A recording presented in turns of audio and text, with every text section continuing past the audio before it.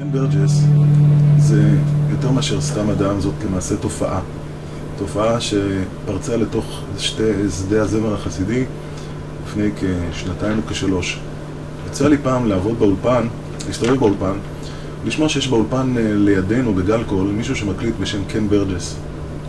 הצצתי ולראות, הוא עשה תקליט עם זמר בשם דני ליטני, ולא נפגעתי, ממש לא. לימים הזמנתי אותו לתוכנית רדיו, ברדיו קול חי, יום חמישי, ושוב לא נפגעתי. מי שיצר את הנפגע, או את הפגיעה, בול פגיעה, הזה היה מרדכי בן דוד, שממש בדבר שהוא סייעתא דשמיא, שרואים פה השגחה פרטית על כל צעד וצעד, ממש בצורה מדהימה, הוא שהביא אותנו לפגוש את התופעה קן ברג'ס. למה תופעה? ישנם הרבה מאוד מלחינים מוכשרים, ישנם הרבה מאוד מעבדים מוכשרים, ישנם הרבה מאוד כותבי מילים מוכשרים, ישנם הרבה מפיקים מוכשרים, אבל מאוד מעט שעושים את הכל ביחד.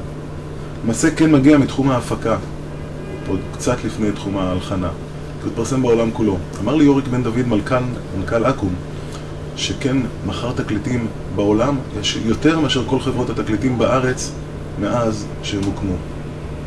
והוא אומר, הצלחה מסחררת בימים ההם. אבל גם בזמן הזה יש בכן משהו מאוד מאוד מיוחד בצורה שבה התקליט הראשון שלו יצא, ולא הספקתי לשמוע הרבה, אבל אני מניח, לגבי זה צ'ק חתום מראש, בלנקו, שכך יהיה גם בתקליט הבא. יש במוזיקה שלו התחברות ל-60s, שנות ה-60. שנות ה-60 אופיינו במאה הקודמת כשנים היפות ביותר, תור הזהב של המוזיקה בעולם כולו. מדהים לראות שעד היום תקליטים של להקות שהופיעו בשנות ה-60 נמכרות הרבה יותר מאשר תקליטים של אנשים מוצאים תקליטים או יוצרים בימים אלה. היה משהו ביצירה של הימים ההם, תמימות מצד אחד, עם תחכום מצד שני, אקורדים מיוחדים. איזה מין מסר ראשוני ששווה את לב האנשים ולמעשה שווה אותם עד היום הזה. כן, מאוד מאוד מחובר במוזיקה שלו לשנים ההם. לגבינו, שנמצאים בשדה הזמר החסידי, זה לא בדיוק המוזיקה של מוז'יץ, זה ודאי גם לא המוזיקה של חסידיות אחרות. הדגש של כן במוזיקה, תכף נגיע בדיוק איך הוא מתחבר למוזיקה החסידית, הוא בעיקר על הפשטות. אין פה תזמורות גדולות, שום שירים שלו לא נפתחים בתרועות חצוצרות מיוחדות ומין דברים שהתרגלנו. פשטות, ריתם סקשן, החבר'ה הבסיסיים ביותר מופיעים באולפן, וברצותו אנו מקבלים את המוזיקה הבסיסית והפשוטה, וברצותו אנחנו מאותם אנשים מקבלים את המוזיקה, שהיא המוזיקה שנשמעת כמו התזמורת המלכותית, בית האופרה או מה שהוא רוצה. היכולת שלו לשלוט בנגנים, היכולת שלו לשלוט דרך התווים בצלילים שאנחנו שומעים, ולמעשה אם נתבונן ונאמר את האמת, בצלילים שאנחנו רוצים לשמוע, כי אנחנו לא תמיד שומעים אותם, היא פשוט יכולת פנטסטית שלא נמצאת או לא יכולה הייתה להימצא במחוזותינו הקטנים והמצומצמים לפני שהבאנו אותה. איך כן מתקשר למוזיקה החסידית? כן, הוא גם כותב מילים.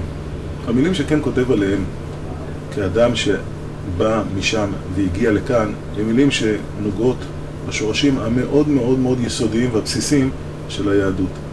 בדבקות בבורא, באמונה הפשוטה, באותם עצבים חשופים ורגישים שהרבה מאיתנו, לפחות אני מדבר בשם עצמי, כבר נמצאים אחרי כן.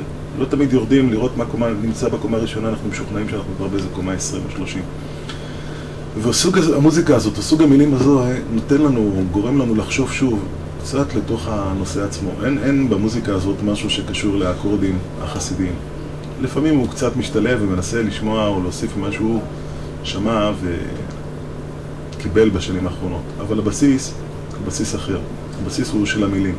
והנה, לאחד ההפתעות הגדולות ביותר גם לחברות התקליטים, שמילים שכולם, רובם באנגלית, והמחשבה הייתה מי ישמע מי יקנה, הצליחו לשבור או לעבור את מחסום השפה ולחלחל לכל אחד ואחד מאיתנו. כך שהשילוב הנפלא הזה שמלחין, כותב מילים, מעבד ומפיק, וכל אחד מהם ברמה הגבוהה ביותר, יוצר איזה מין כרטיס של כיוון אחד להצלחה עצומה. אני לא יכול לסיים לדבר על נושא קן ברג'ס רק על המוזיקה שלו. כל הדברים האלה נובעים מאדם, אדם מאוד מאוד מאוד מיוחד. אדם שהמילים לב טוב וקלישאות אחרות אולי פשוט יעשו לו רק עוול, כי האנשים התרגלו לשמוע את הדברים האלה על אנשים רבים וכל אחד מדבר בשבחו של אחר. אבל מי שבאמת רוצה לראות תופעה יוצאת במינה, מיוחדת במינה, של שילוב של ענווה, לב פתוח, לב טוב ויכולת לאהוב אנשים, זה קן ברג'ס. ואם המוזיקה היא השפה של הלב, אין שום פלא ואין שום ספק שההצלחה בנושא הזה היא שלו ומוחלטת. וכשאני רואה אותו פעם לפעם, מסתכל עליו מקרוב, יושב לידו, זה לא יוצא לי לצערי הרבה, אני אומר תמיד, הודו להשם כי טוב, כי לעולם חסדו.